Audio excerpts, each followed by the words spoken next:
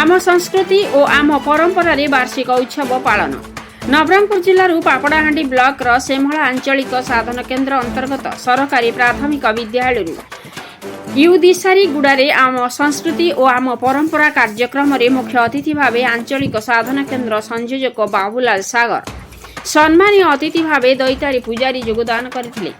आजिर कार्यक्रम रे टीएलएम वार कार्य वार्षिक उत्सव रे प्रथम रु पंचम श्रेणी रु 3टी लेखाए पिला को चयन कर जायथिबा छात्र छात्री माननकु पुरस्कार और मानपत्र प्रदान व्यवस्था कर जायथिला। आम संस्कृति रो खेलना समूह प्रदर्शन होइथिला। पिला मानकर आनंद पाई विभिन्न प्रकार मुखा पिंधिथिले।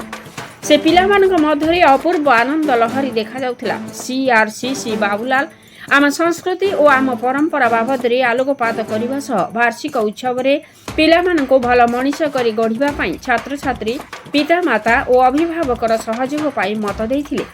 प्रधान शिक्षक रंजन मोहन खुड़ा पिला मानक सामग्रिक विकासमुखी पाई ग्रामवासी मानक सहयोग को भूयसी प्रशंसा करथिले। सहकारी शिक्षक केशरी नायक मंच परिचालना करथिले। पिता माता अभिभावक विद्यालय परिचालना कमिटी वार्ड मेंबर योगदान करथिले। सहकारी शिक्षक केशरी नायक समस्त को धन्यवाद अर्पण करी सभा समाप्त घोषणा करथिले। नवरंगपुर जिल्लारू रविनारायण महांतीଙ୍କ रिपोर्ट मसीहा न्यूज।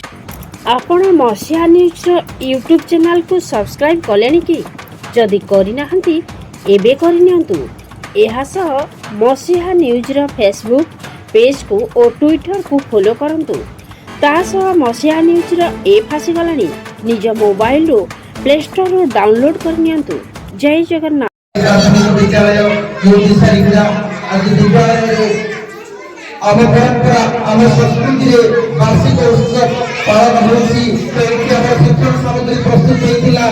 तो प्रथम द्वितीय तृतीय चतुर्थ पंचम जो प्रतिभावान पिला अछंती ताको मध्ये चयन होइतिला। जे विद्यालय श्रेणी को होइछि आज ए परंपरा को पालन करबा पई और जो हम रीति नीति अछि ताको पालन करबा पई बोली सुंदर भाबरे गोटे परिवेश होइछि। जो कुहा जाय 12 मासरे 13 पर्व अछि। मार्गशीर मासरे लक्ष्मी माता कर पूजा हुए।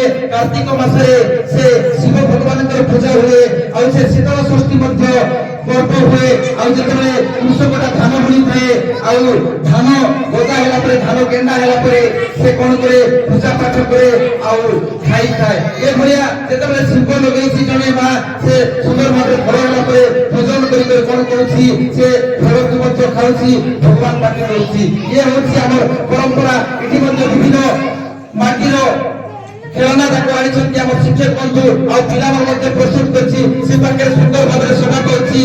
चांगुडी अछि विभिन्न प्रकार सामग्री जाको तयारी होइछि। नियति भाबरे आम परंपरा अछि आम संस्कृति अछि ताकि उज्जीवित करबा पई शिक्षक एसएमसी और अभिभावक पिला मानकर जो प्रयास रहिछि इथि प्रतिफलन होछि। पिलांकर पाखे जो प्रतिभा अछि से पारंपरिक गीत रे नाचुछन्ति। हमहु गोटे सुंदर परिवेश लागुछि। तो अनुरोध करबी बापा मां माने पिला मानक स्कूल पठांतु और भल मनीष करबा पई स्वप्न देखंतु। धन्यवाद। ताली टिके दियो।